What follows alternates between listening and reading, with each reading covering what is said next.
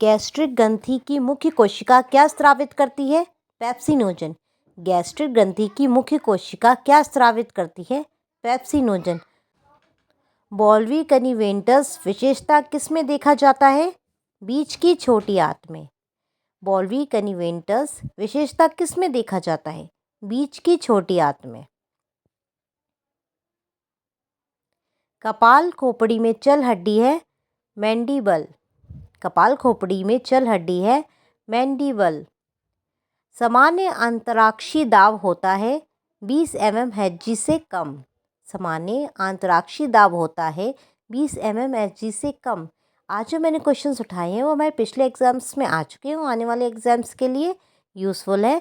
तो please video को अंत तक देखें और लाइक एंड सब्सक्राइब करना ना भूलें। निम्नलिखित में से कौन सा हार्मोन अमीनो एसिड में विलुप्पन हो है? निम्नलिखित में से कौन सा हार्मोन अमीनो एसिड से विलुप्पन है? एपिनेफ्रिन। मानव हृदय के प्रत्येक स्पंदन पूर्ण होती है 8.0 सेकंड में। अग्नाशय रस में उपस्थित प्रमुख प्रोटीन पाचक एंजाइम है ट्रिप्सिन। अग्नाशय रस में उपस्थित प्रमुख प्रोटीन पाचक एंजाइम है ट्रिप्सिन।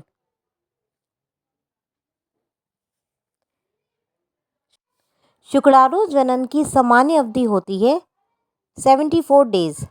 शुक्राणु जनन की सामान्य अवधि होती है 74 दिन। ताप नियंत्रण केंद्र स्थित है हाइपोथैलेमस में। ऊष्मा ताप निरंतर स्थित है हाइपोथैलेमस में। अक्षीय कंकाल बना होता है 80 अस्थियों का। अक्षीय कंकाल कितनी अस्थियों का बना होता है? 80 अस्थियों का बना होता है। वह हार्मोन जो पैनक्रियाटिस एंजाइम के प्रवाह को उत्तेजित करता है? ब्रैंकियोजाइमिन। ब्रैंकियोजाइमिन।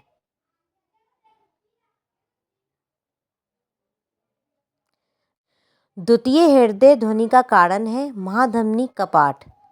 तृतीय हृदय स्पंदन ध्वनि का कारण है महाधमनी कपाट। निम्नलिखित में से किस हार्मोन में आयोडीन होती है? थायरॉक्सिन। निम्नलिखित में से किस हार्मोन में आयोडीन की मात्रा होती है? थायरॉक्सिन। मानव शरीर में कौन सी संरचना में अपेंडिक्स संलग्न है? बड़ी आंत। मानव शरीर में कौन सी संरचना में अपेंडिक्स संलग्न है? बड़ी आंत।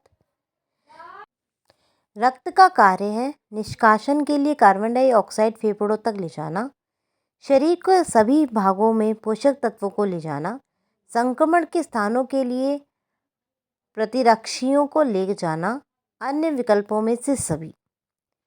तो इसका आंसर होगा अन्य विकल्पों में से सभी। ये सारे कार्य रक्त के होते हैं। ओ पॉजिटिव सर्वाधिक रक्तदाता है। जो ओ पॉजिटिव ब्लड वाले डोनर होते हैं वो हर किसी को ब्लड दे सकते हैं। आरबीसी का जीवन काल कितना होता है? 120 दिन। आरबीसी का जीवन काल कितना होता है? 120 दिन। ओ और ओ पॉजिटिव वाले सभी को अपना खून दे सकते हैं पर सबसे ले नहीं सकते। रक्त में इस पदार्थ की कमी के कारण शरीर में एडिमा हो सकता है। एल्बुमिन। रक्त में इस पदार्थ की कमी के कारण शरीर का एडिमा हो सकता है। एल्बुमिन। सामान्य अस्थि कोशिका क्या कहलाती है? ऑस्टियोसाइट। सामान्य अस्थि कोशिका क्या कहलाती है? ऑस्टियोसाइट।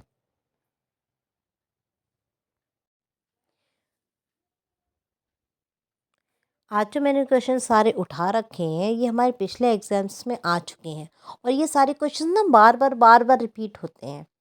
अगर आप बहुत सारे क्वेश्चंस पेपर उठा के देखोगे तो ये सारे क्वेश्चंस बार बार रिपीट होते हैं। हड्डी जिसे घुटने की टोपी के रूप में भी जाना जाता है? पटेला। हड्डी जिसे घुटने की टोपी के रूप में भी जाना जाता है? पटेला। रक्त और फेफड़ों के बीच गैसों के एक्सचेंज को क्या कहते हैं? बाहरी श्वसन। रक्त और फेफड़ों के बीच के गैस के एक्सचेंज को क्या कहते हैं? या रक्त और फेफड़ों के बीच को के गैसों के बीच का जो एक्सचेंज होता है क्या कहलाता है? बाहरी श्वसन। रक्त और फेफड़ों के जो बीच में जो गैस एक्सचेंज होती है उसे क्या कहलाते हैं? बाहरी श्वसन। मानव की छड़ और शंकु से संबंधित है दृष्टि। मानव की छड़ और शंकु से संबंधित है दृष्टि। रक्त वाहिका जो हृदय को रक्त की आपूर्ति करती है कोरोनरी। रक्त वाहिका जो हृदय को रक्त की आपूर्ति करती है कोरोनरी। गुर्दों की कार्यात्मक इकाई है नेफ्रॉन। गुर्दों की कार्यात्मक इकाई है नेफ्रॉन। त्वचा की सतही परत है एपिडर्मिस। त्वचा की सतही परत कौन सी होती है? एपिडर्मिस। और गुर्दे की कार्यात्मक इकाई कौन सी होती है? नेफ्रॉन। पित्त रबड़ों का निर्माण होता है कोलेस्ट्रॉल से। पित्त रबड़ों का निर्माण होता है कोलेस्ट्रॉल से।